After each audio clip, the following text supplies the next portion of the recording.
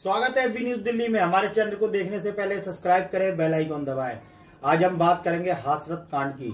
हाथरस में जो गैंगरेप हुआ, बच्ची की जुबान काट दी गई और रीढ़ की हड्डी तोड़ दी गई, उसके बाद लोगों ने धरना प्रदर्शन शुरू किए या और लोगों ने ये मांग की कि गुनाहगारों को फांसी दी जाए। वो 4 आरोपी जो अब तक पकड़े नहीं गए और पुलिस ने बिना किसी जानकारी के इसकी डेड बॉडी को दिया, घर वालों को दिखाया नहीं, उसका भी विरोध किया गया। इस बारे में सोनिया गांधी ने भी अपने विचार रखे। देखते हैं एक रिपोर्ट।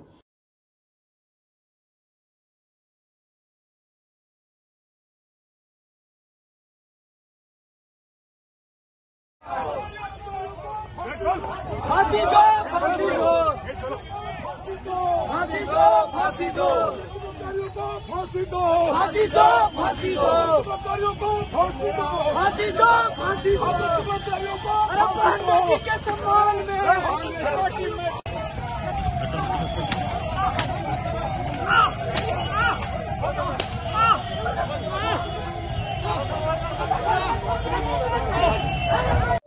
सिंह को बहाल करो, निजी सिंह जी को बहाल करो, पर फर्जी मुकदमे करो, किसानों को वापस करो, बहन मनीषा के बलात्कारियों को फांसी दो, बहन मनीषा के बलात्कारियों को फांसी दो, योगी ढोंगी मुर्दाबाद, योगी ढोंगी मुर्दाबाद, ढोंगी मुर्दाबाद, बहन मनीषा के कातिलों को फांसी दो, बहन मनीषा के कातिलों को फांसी दो, बहन मनीषा के कातिलों को फांसी दो, बहन मनीषा के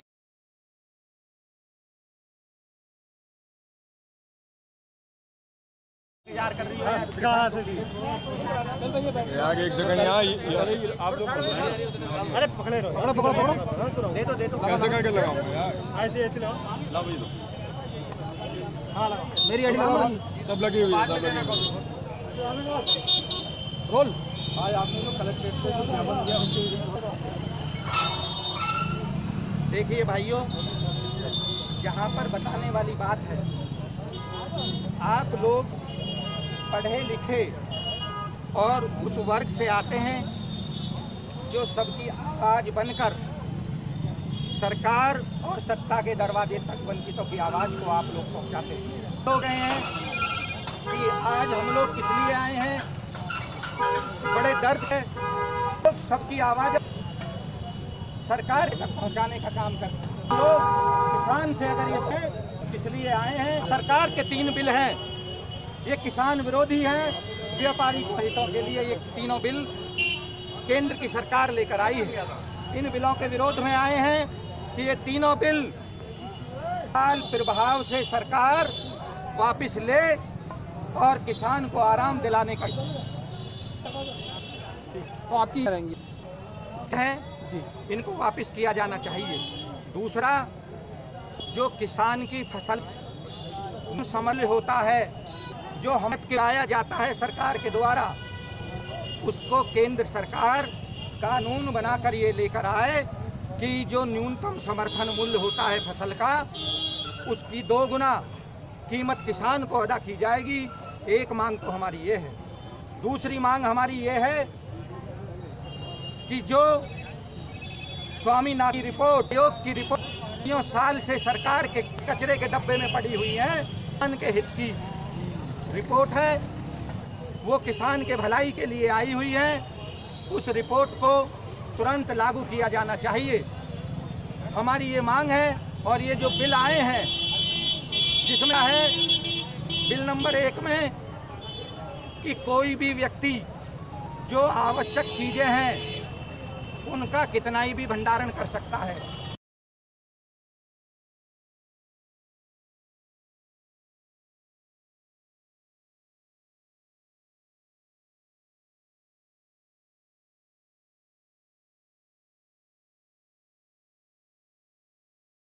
नाम बताओ। मेरा नाम आशा है। जो आज ये आप आई हैं यहाँ पर कलेक्ट्रेट पे, ये क्या क्या किस लिए आई हैं आप? मनीषा के हत्यारों को फांसी दी जाए, बस यही मांग कर रहे हैं। अच्छा, बस जो उनका जो मनीषा जो के साथ जो हुआ है उसकी फांसी मांग कर रही हैं आप? हाँ। ठीक। चला जाएगा। जिला अधिकारी गेट पे आए हैं, तो क्या क्या मामला है, पूरी बात बताइए जरा।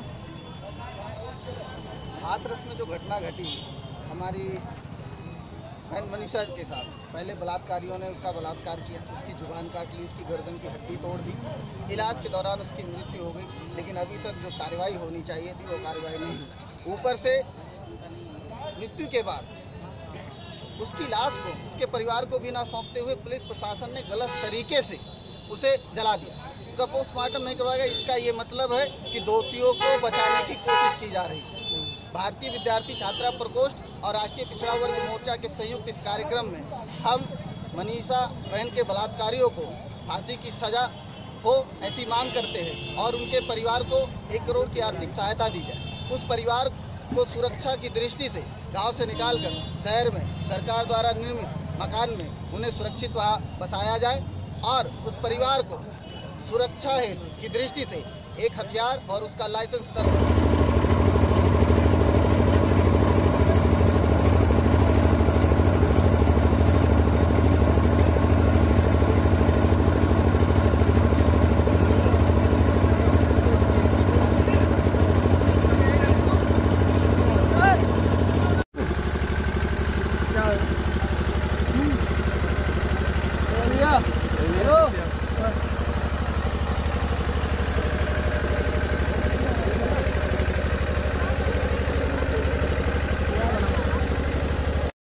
आप लोग चले जाओगे। सर मुझको एक बार बस बता तो दीजिए कि बॉडी है कि क्या है। मुझे सर राइट नहीं है बोलने का। मैं थर्ड क्लास का एक पुलिस ऑफिसर हूँ। जल क्या रहा है आपके सामने? थर्ड स्केल का पुलिस ऑफिसर हूँ। मुझे बोलने का अधिकार नहीं हिंदुस्तान में। आप लोग खड़े, किसी को तो पता होगा। मैं कोतवाल हो सकता हूँ पर बोल नहीं सकता हूँ मैं। अच्छा कोई तो बता दे सर, हमको जरा बता दीजिए। जो बोल सकता है वो बोले। नहीं कौन, ये क्या चल रहा है इतना बस बता दीजिए सर, बस इतना सब मुझे बता दीजिए। मैं क्राइम ब्रांच में हूँ। कुछ और चल रहा है मुझे आई डोंट नो। नहीं अभी मैं बाहर से हूँ। नहीं अभी आपने मुझे बोला कि नहीं बॉडी नहीं है। क्या है सर, बॉडी है कि नहीं है? मेरी ड्यूटी यहाँ पर है आप लोगों को इस बताने के लिए कि आप लोग आगे ना बढ़े। बस यहाँ आगे नहीं बढ़ रही हूँ, आप मुझे बता दीजिए क्या चल रहा है। आप इस बारे में डीएम साहब से पूछना ही है। डीएम साहब से आपकी बात हुई है? डीएम साहब से बात हुई है आपकी? डीएम साहब से बात हुई है आपकी? डीएम साहब से बात हुई है आपकी? डीएम साहब से बात हुई है आपकी? सर ये क्या चल रहा है? डीएम साहब से बात हुई है आपकी?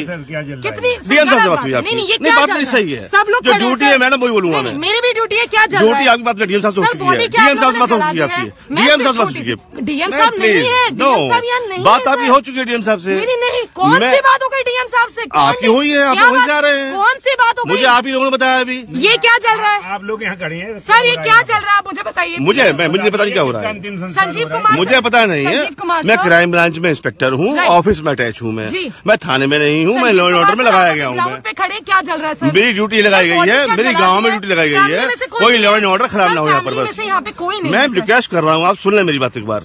नहीं सर, मेरी ड्यूटी यहाँ लॉ एंड ऑर्डर के लिए है। आपके सवालों को जवाब देंगे नहीं है। अथॉरिटी है यहाँ पे मेरी ड्यूटी ये नहीं जवाब दूंगा आपके सवालों को। सर आप बता सकते हैं? आप बता सकते हैं? कोई बता सकता है ये क्या चल रहा है?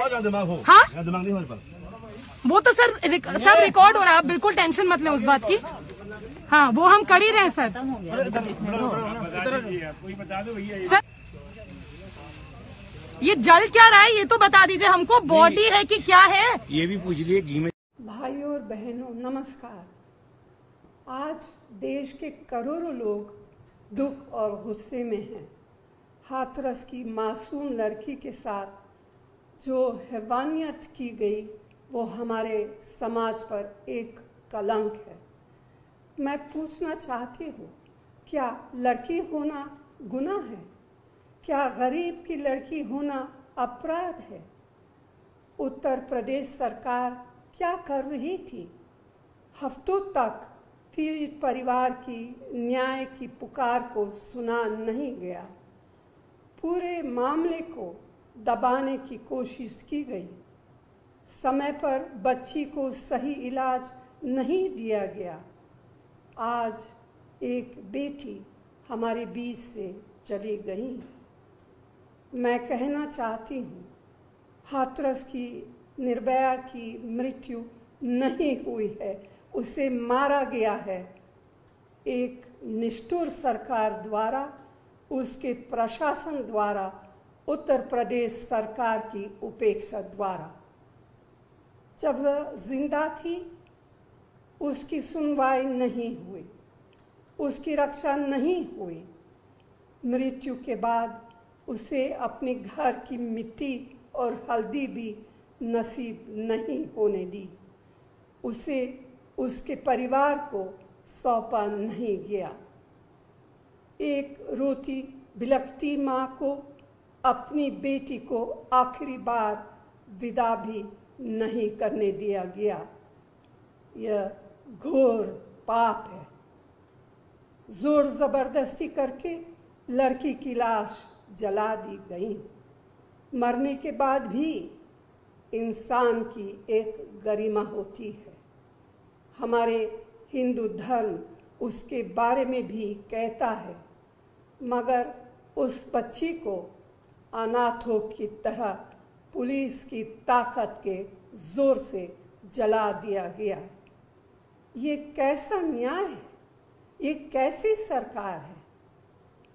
आपको लगता है आप कुछ भी कर लेंगे और देश देखता रहेगा? बिल्कुल नहीं। देश बोलेगा आपके अन्याय के खिलाफ।